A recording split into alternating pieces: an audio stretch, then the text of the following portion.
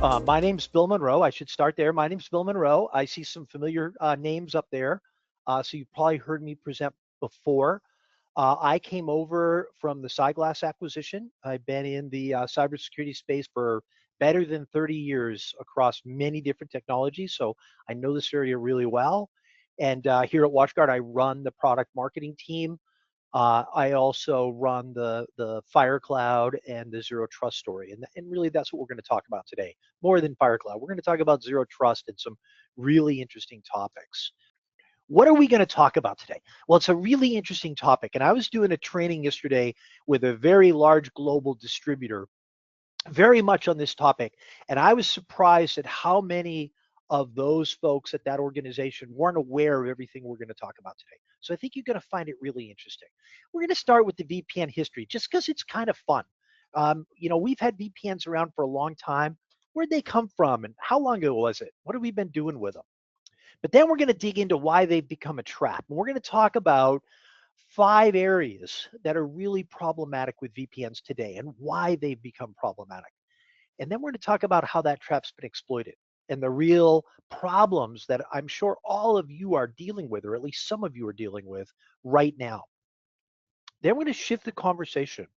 We're going to talk about a term that I know all of you are very aware of, zero trust. Zero trust is one of these terms that's been around for 10, 15 years. There's been a lot of conversation around what it is and what it isn't. But zero trust has changed in the last 3 years. And it's become real. And I'm going to explain why it's become real and why it's something that now I recommend everybody look at, because a lot of the components are now in place and the last pieces of the critical components are coming out right now. And that means it's time to start learning about it. It's time to think about how to implement it and talk about how it solves the problem. They're going to spend a slide talking about how to start thinking about making that shift. What are the steps you should follow? We do have some great content coming out over the next month around those steps in more detail and the things you need to do in checklists. I'm going to bring it all together by overviewing what we talked about, but also put in there a checklist for you when you're talking to different vendors to make sure they have the pieces that you need to be successful. And then we'll open it up to Q&A. So that's what we're going to cover. Like I said, it's a pretty interesting conversation. Let's start with VPNs. VPNs first came into being in 1996. Microsoft developed the first peer-to-peer tunneling. 1996 was the same year the Summer Olympics were in Atlanta. 1996 was when eBay was founded. And for all of you cool people out there, 1996 was when Pokemon debuted. So it was a big year. Germany won the European Football Cup and Dallas won the Super Bowl. 1996, these VPNs started coming into the market, and they were really revolutionary because in that world back then, the internet was relatively new. Cloud apps didn't exist. And VPNs let a few workers, traveling workers, contractors, partners, tunnel in to our corporate network where most of our applications lived back then. It was simple, right? You could set it up, you could bring these people in. The logic was if you had the login credentials to get in, you were trusted and you could get access to what you needed. Really successful. The first problem happened in about 2006. 2006, Walmart had an attack, and Walmart's attack was an attack where a VPN credential was not shut off on a user leaving. And that credential was used by a bad guy to log into the Walmart's environment and steal the back end. 2006 was also the year that cloud applications started. Amazon launched their first E3 and cloud file sharing environment. And since 2006, our world has changed. Cloud applications has become the norm. And then 2019, 2023, COVID hit and remote working expanded dramatically. Today, excuse me, and I do have a cough, so I apologize for that. Today, we have hundreds of remote workers. We have more cloud and SaaS applications than we have on-prem environments. And we have a dynamic workforce that moves fluidly across on-prem, hybrid, to remote locations like Starbucks. All of that has created the beginning of our problem, right? What used to be this secure connection has now become a single point of failure that we all face, right? And this is where the trap begins. So let's dig into why this trap existed. What created the trap? Well, the trap started with the notion of we have a trusted user, we give them access to the inside. Because what happens is now the bad guys have realized, huh, I usually have to go in, I have to compromise an endpoint, and I have to start doing reconnaissance, and I have to then get better credentials to actually reach the assets that I need to get to if I'm attacking anyone in an on-prem environment. But when I go after a remote user, if I can compromise that machine or that user, I now can get into that back end and I have much broader access to everything. All of a sudden, lateral movement, easy access for my ransomware attacks, for my data theft out of that back end become much easier. Failure number one of the trap, overprivileged flat network access. Number two, identity breakdown. Let's move from the back to the front. The simple truth is the attackers looked at this network and figured out, how am I going to exploit this? I'm going to exploit this, number one, by compromising the credential of that remote user. I want you to think about something for a second. We'll talk about this more in depth. Before the large number of remote users, our on-prem users had endpoint protection on their machines, and they were behind a DMZ network built around firewalls. So they had all the protection that a firewall gave you around looking at the traffic going in and out, controlling where traffic could come from, controlling what goes in and out, what connections are made. Firewalls have secure web gateways, so I can control what types of websites people can go to. I moved them out of the network and I got rid of all that protection. I now just rely on endpoint. And because of that, many different types of attacks now become very possible for the attacker and easier. The first is credential-based attacks, phishing attacks, credential stuffing attacks, password attacks, brute force password attacks. The other side of it is, we'll talk about some of these, just the dramatic increase in VPN vulnerability attacks. All of this means I have an easier time accessing that VPN tunnel and riding into that open access on the back end. Trap number two, identity breakdown. Password plus VPN equals the easiest attack path I ever had.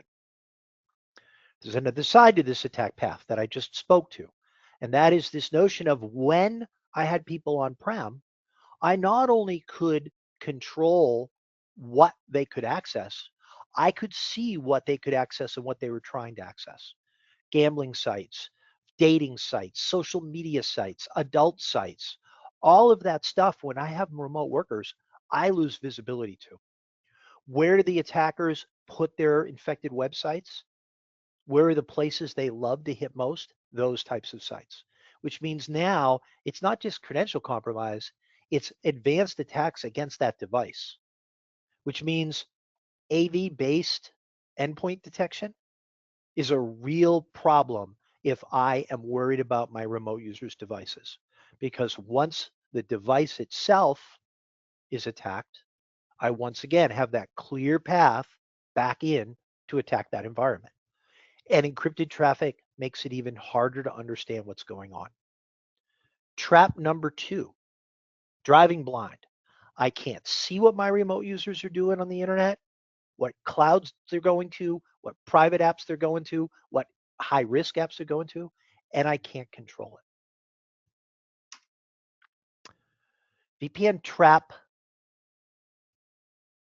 Did I lose my numbers here? Hang on, I got to look at this real quick, just make sure I'm not going crazy. Overprivileged, identity, driving blind, Performance bottlenecks. Okay, good. No, we're good. Okay, so we have the risk and threat side of attacks. The other side is what we've done to fix our VPNs in the world they were never designed for. So again, our VPN designed back in the late 90s was built for a remote workforce that was basically my traveling users, my sales team, my executives, built for some contractors, maybe some outsourced code development, some integration partners, some supply chain partners, distributors. It was never built for this massive number of users. How many of us have been on a Teams video call and had it all become garbled because the VPN's overloaded? And how many of us had put in VPN tickets because we can't log in, or the actual usage of it is horrible, and it allows us, it makes it so we can't work, right? How many of us have felt that and built those tickets in?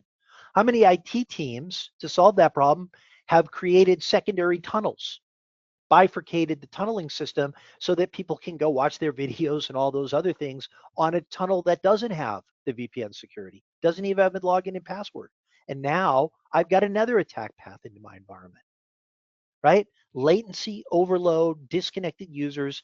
The more we try to fix the user experience, the more risk we're creating for the environment. Trap number 4, performance bottleneck. The user experience killer is the risk creator. Every time we try to fix it, we either are increasing cost or increasing risk, or both. And that really brings us to trap number 5. And that's just the fragility of the VPN environment. And if we think of the front end as the user experience, the back end is the nightmare that our IT team is having to deal with. When we launched our FireCloud product back in September, I went out and worked with a bunch of partners to come up with a reasonable cost calculator for what a VPN costs. Because when I was working with partners when this product came out, I would hear a lot of people saying, my VPN's good enough. My VPN's a sunk cost. My VPN's actually pretty much free now. Why would I get rid of it? And other than the security reasons we just went through, which should be plenty, I got thinking about the VPN experience we use here at WatchGuard, and I talked to our support teams, and then I talked to a bunch of managed service providers and realized, no, actually, it's not free at all. And so we created a simple calculator. And here you can see it, right? So you think about things like managing policies, managing users, managing certificates, standing up new VPNs, adding concentrators and hardware. If we look at what that costs, right? We can measure things like how many tickets are people creating a month. Let's use our example here. This is a small company. They have about 150 remote users out there across the world, and they get about 10 support tickets a month related to the VPN. Cost, fully overloaded or overheaded cost with IT, about $100 an hour, right? Average hours a month managing all those firewall certificates and rules over a whole month, just about 10 hours, a little over a day and a half, a little day and a quarter. Average IT cost about 90, right? How much time do all those users lose per week in minutes? Maybe across all of them, 20 minutes, pretty small number, 150 users. And what's our cost of our workers? This isn't a big bank or something like that. It's just a little company, so it's only about $30 an hour. Yet that company is still spending $100,000 a year on that VPN. And that's without the hardware costs, the license costs, any additional support costs they're paying. When you look at a solution, a modern zero trust solution to replace it, it's significantly less money. So not only is the story I'm telling you around the security risk around VPN, I'm also telling you that the alternative cost to go to this modern architecture of zero trust is actually less expensive. Over time, it's significantly less expensive. So there's a great security use case here, but there's also a great business use case here. Simple truth is VPNs are not sunk costs. They're not free. Bottom line is they're both costly and they're risky. Imagine the costs if you multiply this up for a company with 300 or 400 remote users, or a company that pays higher prices on things, or a company whose VPN is even in worse shape and they have more tickets. That number goes up exponentially really quickly. So let's then talk about the trap exploited. All right. This is the other thing that's so bad about what's going on right now. And this year has been the worst year ever. Last year, the reports put VPN related attacks really high. So this problem began last year, a little bit the year before, but really last year. But this year, it has grown exponentially. Just in this year, in January, Avante had flaws that were exploited. A couple months later in April, they had a buffer overload flaw that was exploited. Then Fortinet got hit, and a lot of their folks got hit. And that was a really big exploit back in April. Then SonicWall suffered attacks. SonicWall in July had an overstep backdoor. It was an end of life appliance, but you know what we all know about firewalls? People keep them running for a long time, and IT teams don't necessarily patch them as quickly as they should. In September, Cisco got hit. Two exploits were active and exploited out. Two exploits were active and attacked out in the market. In October, F5 got hit. Nation state attackers, in this case, a much bigger type of attack, a much harder attack to defend against. In October, SonicWall got hit again. Huntress observed compromises on that. If you have been watching WatchGuard, we even found a vulnerability with our own VPN that we came out with before it was exploited and had everyone patch. Here's the problem, and we learned this with WatchGuard. We sent out to all of our partners, all of our users, the information about fixing this vulnerability before it was exploited and protecting themselves. And 3 months later, we still had a huge number of people that hadn't touched it or done it. And that's the other problem with firewalls and VPNs in specific. And that is all of you and your partners, it's really hard to keep up with what's going on. And you might ask yourself, why is it that all of these vulnerabilities are being found? It's not that any one of us started making mistakes in how we code or what we build. It's that the attackers started really digging into the code to find the errors and mistakes they could exploit. They shifted their target to this threat surface because they knew that they could have success getting it. That's why we upped our testing of our environment. We saw the attacks coming in. All of these companies have. Your job is really important in keeping your items up to date and patched, firewalls, all of your software, because we can only protect you with what we find and send you out those updates. So that's really critical. Know that in this world, there are a lot of bad people all around the world who are working really hard to find more code errors in VPN environments and exploit them. It is not going to stop. It's going to get worse. And I'll take a second here to bring us into a scary future that's just 2 to 3 years ahead of us. We all hear about AI and the importance of AI in defense and the scary part of AI in the attacker's world. Here's the scary scenario with the attacker. If you've heard the term agentic AI, it's a relatively new term, came about in the last couple of years. What it really means is I can create a self-sustained AI process that talks to it, teaches another self, another consumed AI process. Each one of them has a specific attack. Think about the world today. I go on the dark web. I'm going to go, I want to create a ransomware attack. I'm a bad guy. I want to create a ransomware attack. I can go and I can buy exploits. I can buy compromised passwords. I can buy ransomware kits, and I can tie all those things together and create that ransomware attack. In a couple years from now, I won't do that. I'll buy an AI agent that does vulnerabilities and knows how to go after vulnerabilities, that will automatically talk to the ransomware AI agent, the agentic agent, that will execute the ransomware part that will automatically talk to an AI agent that's all about exfiltrating data off the site, and they'll work together automatically. And I don't do that manual work anymore. And the real problem there is when those agents are running that attack end to end and working together to do it, they're going to happen in seconds. There's going to be hundreds of attacks a second. There's going to be hundreds of alerts in your SOC a second. There's going to be hundreds of breaches occurring in a second. And it's going to overwhelm, forget all of us, it's going to overwhelm Bank of America's SOC, General Electric's SOC. It won't matter how good your SOC is unless you're using the same automation to protect yourself. These attacks are going to become a real problem. The reason I tell you this story is because this is the other reason that zero trust becomes so important. Because zero trust puts into play a world that helps diminish the attacker's ability to attack.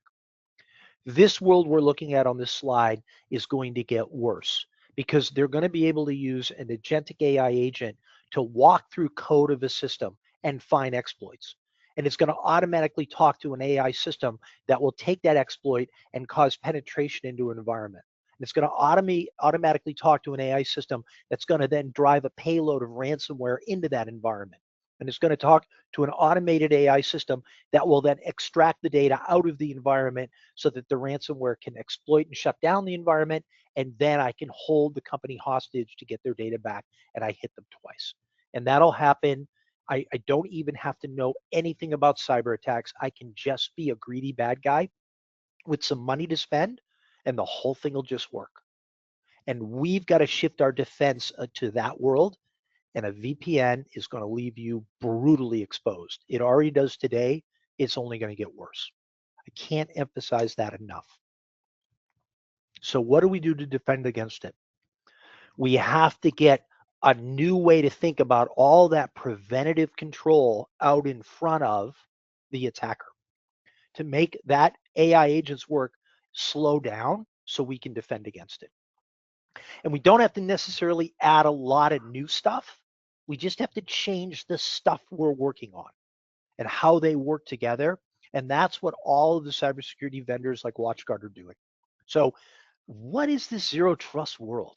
And by the way, I'm kind of shocked I haven't seen a question come in. So somebody please ask me a question so I know you're all really out there. I can see your names, but I can't see much else. What is this zero trust world? It's really a shift in thinking. If we think about our VPN, what we were thinking about is if someone's got the credentials to log in, we trust them, we're going to give them access to everything. We're going to shift that thinking around and say, I don't trust that machine.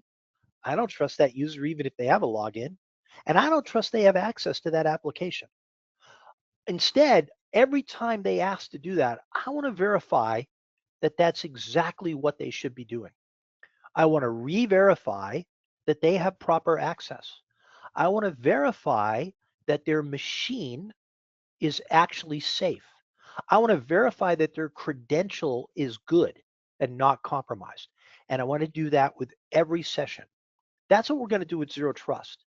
So if you think about it, oh, thank you, Tim and Troy. I appreciate it.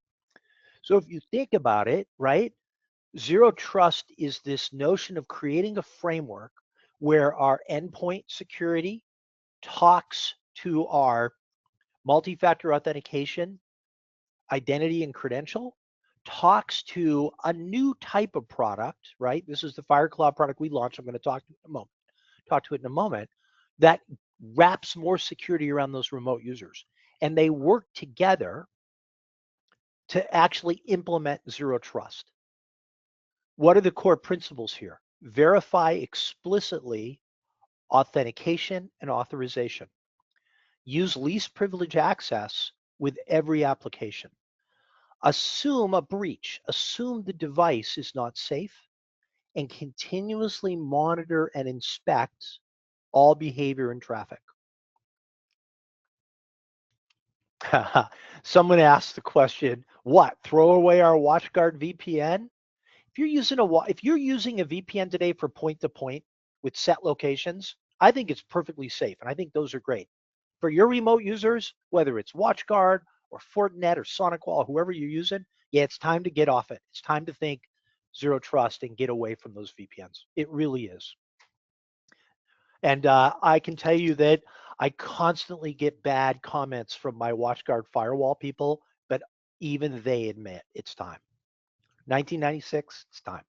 So zero trust is a way to change how we think about policy. It's a way to change how we think about when we are going to implement a cybersecurity control in the security process. That's really what we're talking about here.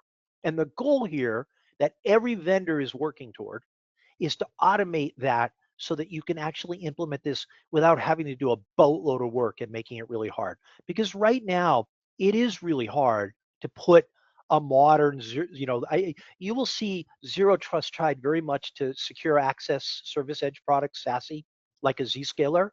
And that's really challenging. That's a great enterprise tool. A lot of large companies use it. But for anyone who's got a smaller IT team, limited resources, or a managed service provider, it's tough. So we'll talk about that. But we still need to implement these principles. So what are the technology pieces that I'm talking about? Let's dig into them, right? The core technology pillars, identity management. So a big part of zero trust is getting multi-factor authentication out there. It can be Windows, it can be AuthPoint, it can be passkeys. Doesn't matter to me. Just get people off just usernames and passwords. AI makes compromising usernames and passwords just way too easy. So multi-factor authentication of some type implemented is critically important. Endpoint security. If you're using AV, it's time to move to EDR. You need to have those multiple levels of a signature-based defense and an AI-based detection, behavioral detection defense. They've got to be there. They've got to be constantly working and on, and you need to make sure they're running on those users' endpoint devices. The technology is out there. It works great. We have a solution. Lots of other people do. It's time to get off AV and on to an EDR tool, right? And then the new piece. This is, let's call it hybrid network security. This is this notion I was talking about of one, taking that network firewall and all of its protections and wrapping it around each one of those remote users. So that means putting a firewall as a service and a secure web gateway wrapped around each and every one of those remote users so you can control what they do, you can see what they can do, you can inspect that traffic for attack, you can run AV and detection against it. And the other piece is we'll call zero trust network access. That's its most common name. It's a very specific job, and that is to allow a remote user to securely connect to a backend application and get rid of the VPN risk that was created when we do it today. So zero trust network access says I'm going to bring a remote user in and I'm going to only give them access to the application that they need. So those two pieces together, let's call hybrid network security, because in the next slide, I'm going to walk you through what this VPN, this zero trust process looks like in detail. Supporting capabilities. I have in red cloud policy automation orchestration. This is the piece that vendors are focused on right now. And it's the most important piece because it's creating orchestration between those three areas, hybrid network security, endpoint, and identity, so that the policies actually work together and talk to each other. That's how we implement zero trust. I'll explain that in detail in just a moment. Threat detection and response.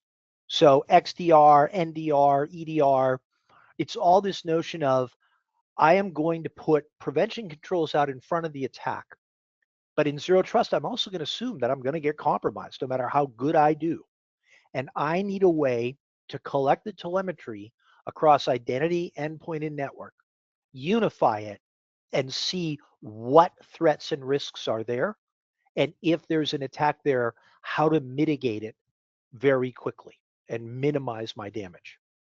And then finally, cloud access security broker. So if you are familiar with the Gartner terms secure access service edge or secure service edge, they bring together this notion of hybrid network security that I talked about. So that remote user network security, that zero trust network access, cloud access security. Cloud access security is just a piece that says, okay, when I'm inside these cloud environments, I want to have specific control into what people can use and see and what data can be moved. So that's a cloud access security broker. Um, it's a great product. It is still a very enterprise product, I will warn you. So that I can do some of that in the hybrid network security and probably enough to be secure, and then at some point in the future you can look at that, but in the start of this game, that one's a lot of work for a little return. Cloud policy automation is the critical one. What does that do for us? What does that look like? So here's a fun, oh, one more thing. Let me just put the architecture pieces in before I do it so it makes sense. So when we talk about this zero trust architecture, we talk about identity and endpoint, but we also talk about that hybrid security. What is that thing, right? Here's what a hybrid security environment looks like. This is what the SASE environment or the SSE environment looks like, right? So the first piece is you have to have some sort of agent instrumented on the machine. One thing to look for from the vendor, can they tie all those agents together in a single agent? Can they make all those agents work together? Because you've got now an identity, an endpoint, and this hybrid network security agent all running there, right? But you've got to instrument the machine to tie the remote worker back in. The next piece are called points of presence. POPs, isn't that great? I wonder who created that. POPs are literally like taking your network security, all your stuff in your DMZ, and putting it up in a cloud environment, Amazon Cloud, Google Cloud, and then connecting that environment to that agent on the endpoint machine.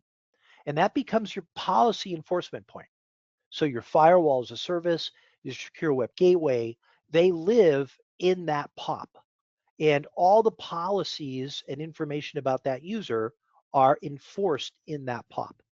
And vendors have global POP architectures all over the world. They're very simple to stand up, and you can roll them out anywhere. I think we're at number 8 now in our process of rolling them out.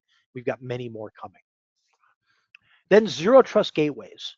So if you think about this world, we've got the endpoint done, and we've got a place to do enforcement. Now, how do we bring people back into our network and give them access to what's really important back there that's not in the cloud yet? And that's where zero trust comes in. And we do this by building a specific gateway that lives in the network. It can live in a virtual environment. It can live on a server. A lot of vendors like us are integrating it into their firewalls. But what its job is to do is to control what a inbound user can actually do with the applications in the back end, and equally important, hide the back end from the internet. So if you think about a VPN in our first fail, right, our first trap, it's that I can get in, and by definition, I have to open access to all those backend applications. I have to have those environments open to that VPN environment so the user knows where to go. In this world, we remove that. We hide all that stuff. So the user never sees it. The attacker never sees it. It's a threat surface removed. The user only gets automatic access into that environment. I'm going to show you how that works. So I want you to remember for me, right? We've got our endpoint agent, we've got our points of presence, and then we've got our gateway. That's a modern SASE architecture for zero trust. So now let's have a little bit of fun, okay? What's a zero trust process look like? What's different about what we're doing today that we're going to do different tomorrow, right? And let's take our world and let's put in our world a user working from a remote location, working from home. They're an HR user and they want to access an on-prem HR environment run in SAP. And you can see we have a multi-factor authentication tool with that user. We have good user credentials, right? Enforcement. We have an agent running on that user machine. I'll use the little F fire there. That shows that we've instrumented that machine with identity and endpoint and this hybrid network security. And then we have a POP sitting out there on the southern part of Greenland. I put it there for fun. We're our company's somewhere up in Canada, and we've got our centralized security cloud located in the Caribbean. It'd be with the company, but I just spread it out to make the graphic work. And then we got the internet up there at the top. So what's going to happen here? Well, let's say our world starts with our user logging in, authenticating themselves. And the first thing that happens that's different is that the hybrid network agent, right, the agent that's going to control this remote user's security, actually, when the user logs in, does a check in with that identity and says, hey, this user is logged in. Their credentials are good. They've authenticated in multi-factor. We now know that user has a good credential. So we now know something about that user that's secure. First point of trust, right? As the user starts working, in this case, let's say they just simply are going to go up and they're going to check the internet. They're going to go into watch CNN, a little bit of news, and check some email. That hybrid network security enforcer is going to say, okay, let's revalidate that credentials. Anything changed from the time they logged in to the time they've accessed this access? Is it 20 seconds later or 4 hours later? Is the user changed location? Is suddenly the location different? Is something different about the credential that's from where we first looked at it? If any of those things say, hey, it's different, we're going to re-authenticate that user. We're going to validate that credential again. Then that user is going to go through a POP, and the POP's going to say, hey, can that user go to CNN in this company? It's good. It's cool. We'll let them do that. Can that user check this email account? Yeah. Maybe it's their personal Google. Maybe it's their work Microsoft. Who knows? But they can go to it. It's good. And we record everything that user does, and we have visibility to what they're doing. So right off the bat, we've got a very different world than the VPN world. And we've created zero trust handshakes. My little handshakes are kind of revalidation points so that we know nothing's changed and the user's still good. And if it has changed, we're going to force that user to re-authenticate. The other thing that's going to happen here is if my EDR tool suddenly says, hey, I've got a malware on the machine and I've got to fire something off, or I've suddenly got applications that are risky on this machine. Maybe it's not a malware attack, but maybe I just see an application with a vulnerability.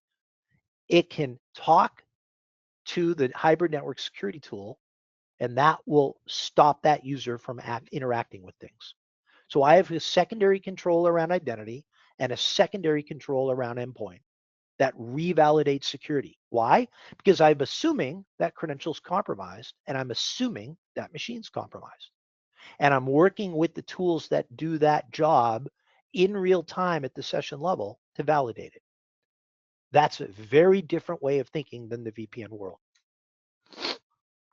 Now the user says, I got to get into that HR application and start work. And this is where things really change.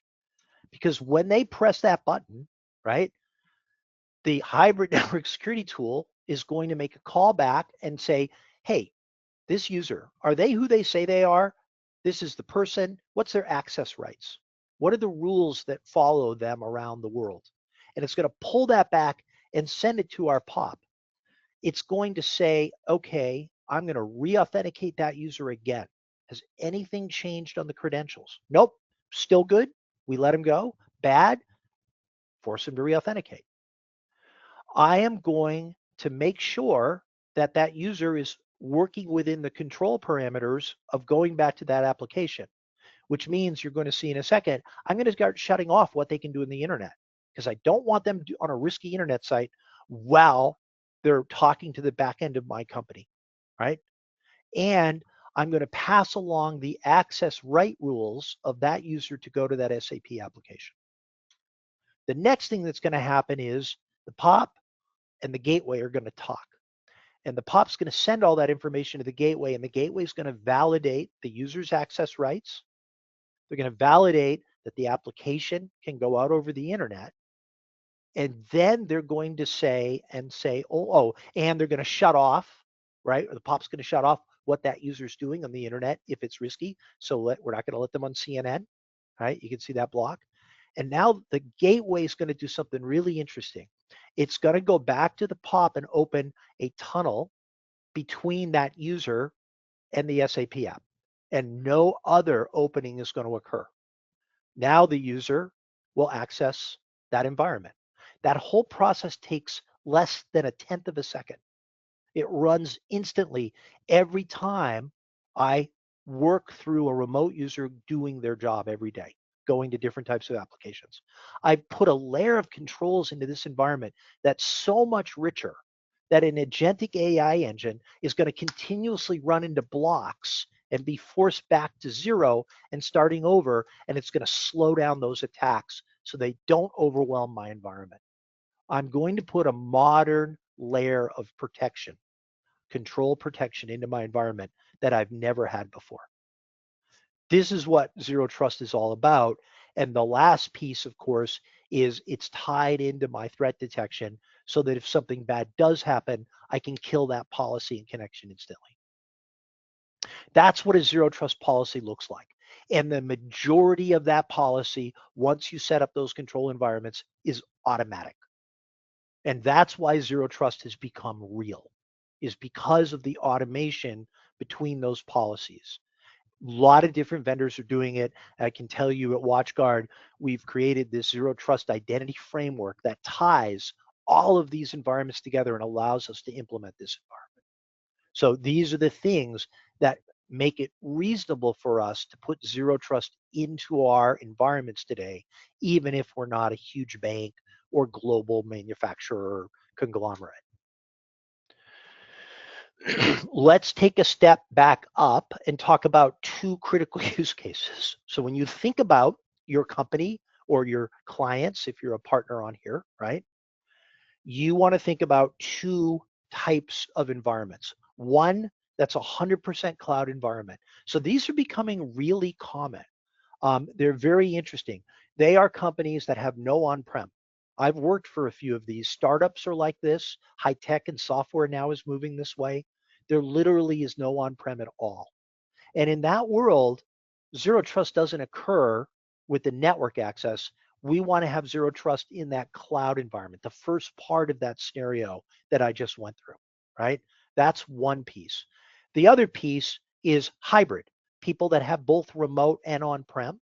And so you can see the components, identity, endpoint, and that hybrid network security by wrapping our firewall around those users is what I worry about with those 100% cloud.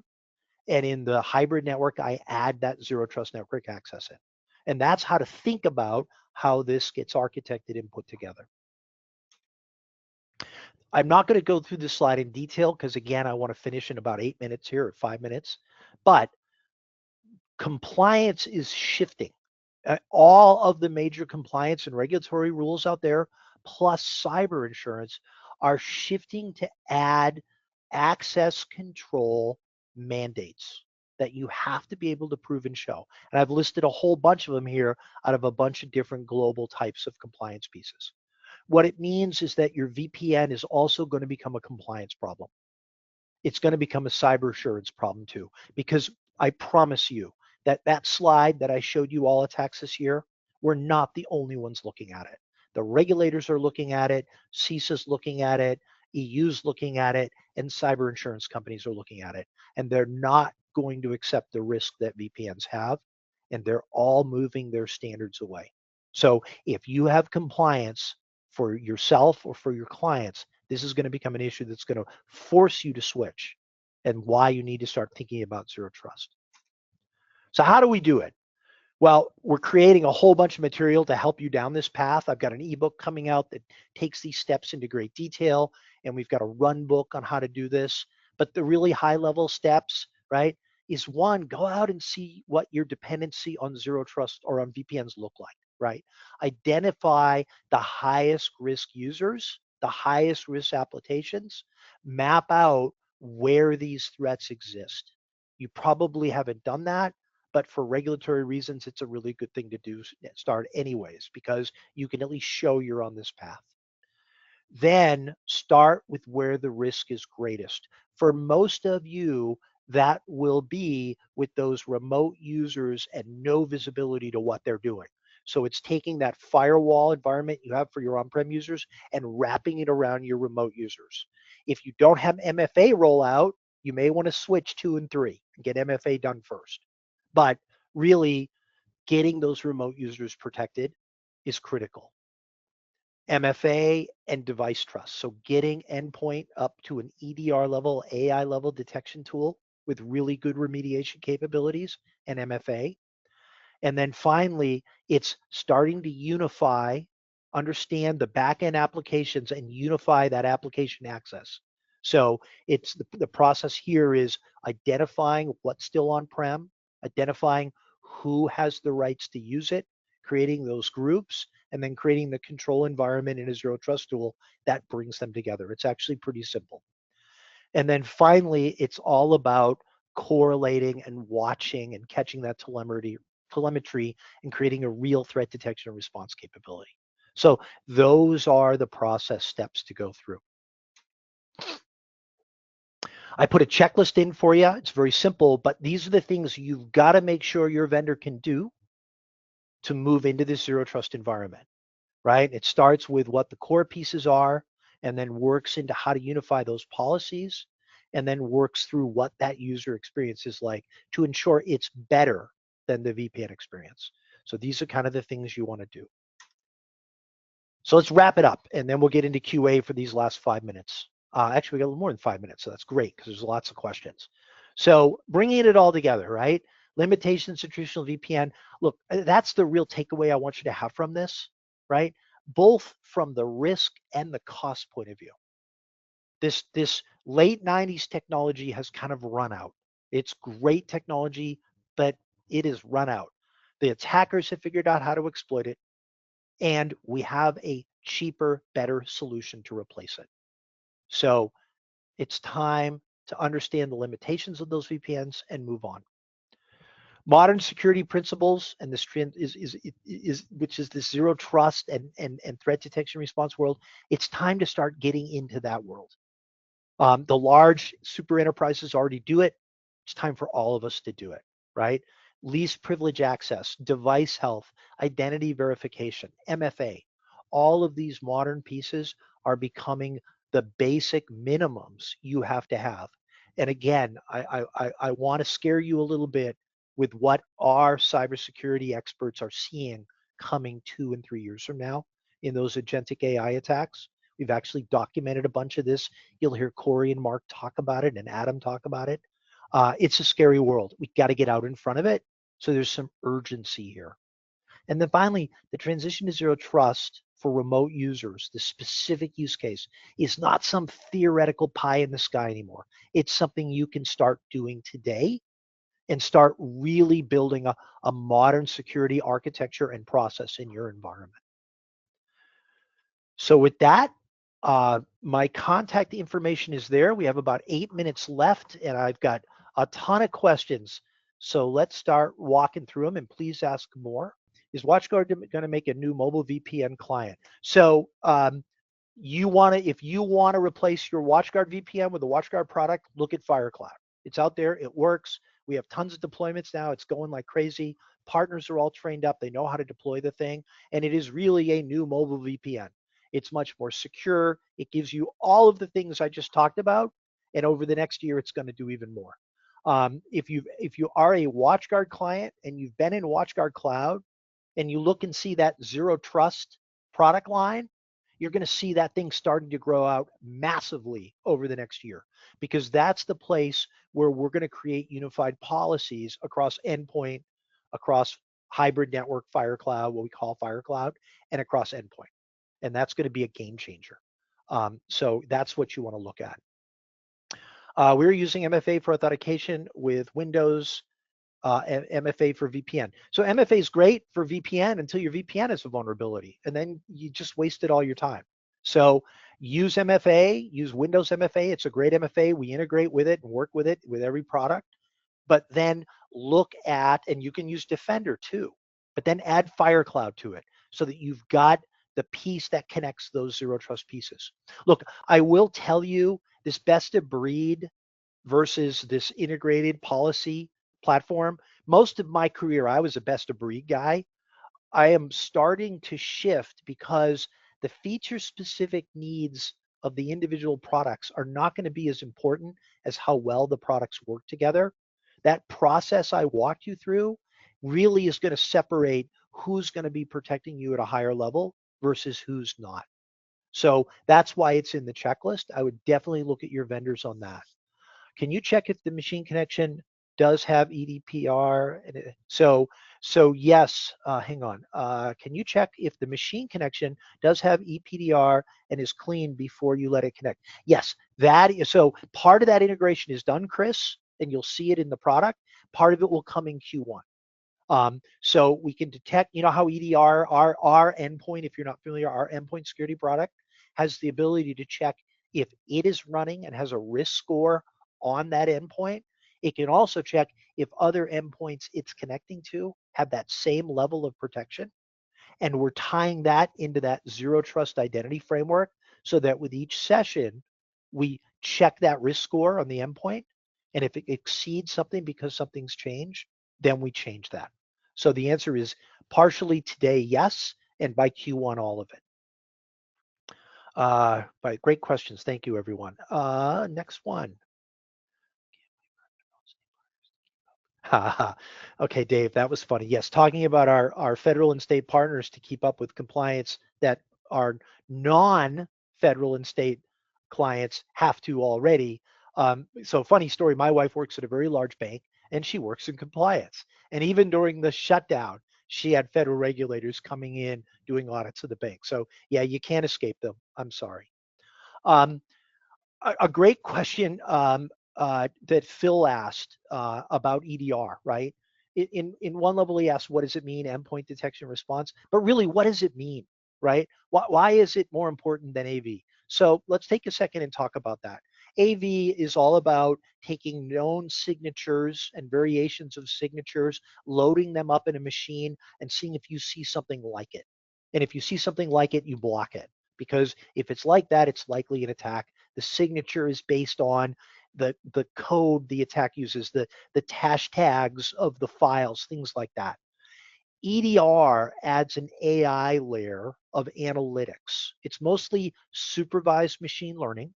So we're teaching an AI engine in the endpoint to look for process changes, to look for applications running, executables, things that go beyond just a signature that we know are part of the TTPs of an attack. So it takes our ability to recognize an attack up a whole nother layer. And EDR tools are now moving even beyond that to be able to bring in an unsupervised machine learning layer, which is say it's not just about known TTPs, it's about anomalies that are different from what should be normal on that machine.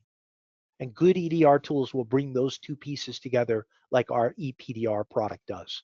So that's really the difference. And the problem with signatures is I can trick them. It's very easy for me, if you're just looking at signatures, to hide what I'm doing from you. I can morph my attack just a little bit and you won't see it.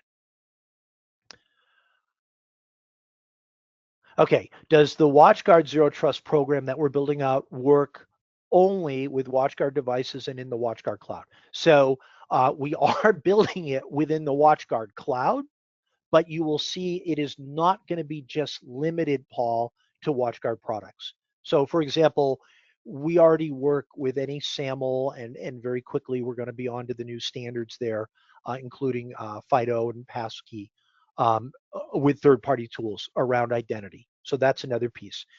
You're going to see a lot come out next year where we start to open up to not just our endpoint, but other endpoints, both in our managed service capabilities, but also in our zero trust and in our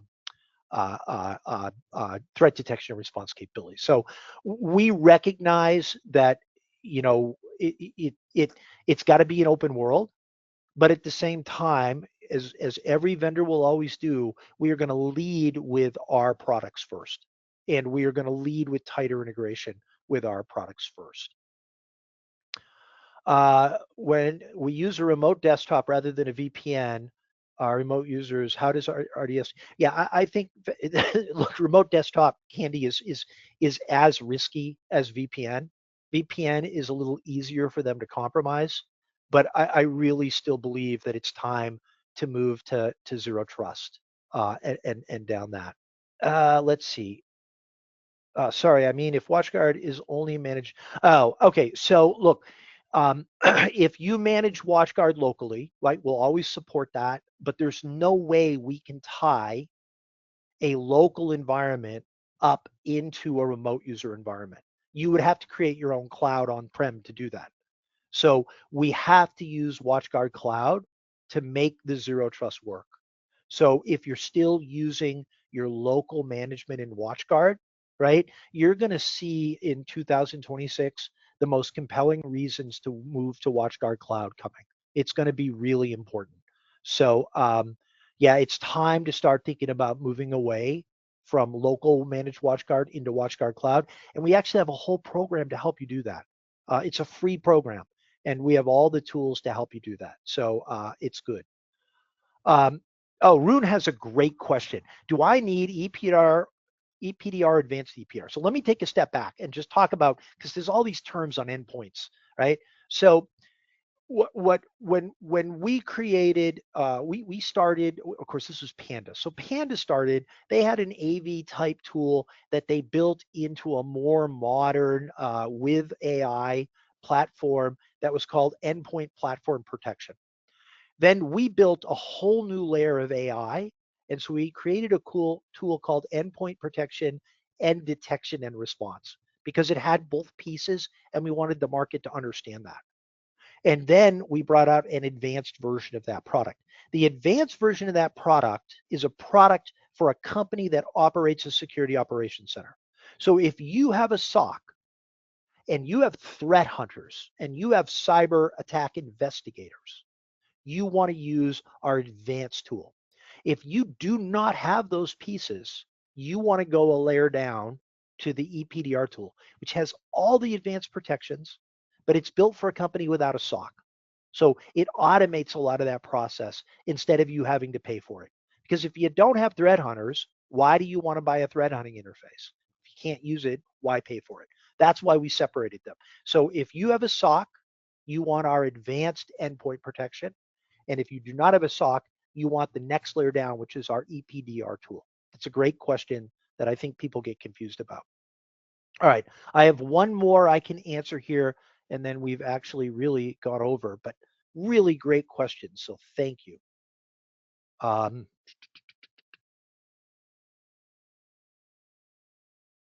Okay, yes. And so Lacey, I'll answer with yours. Yes, thank you very much. I hope everyone enjoyed the webinar. We just hit 000.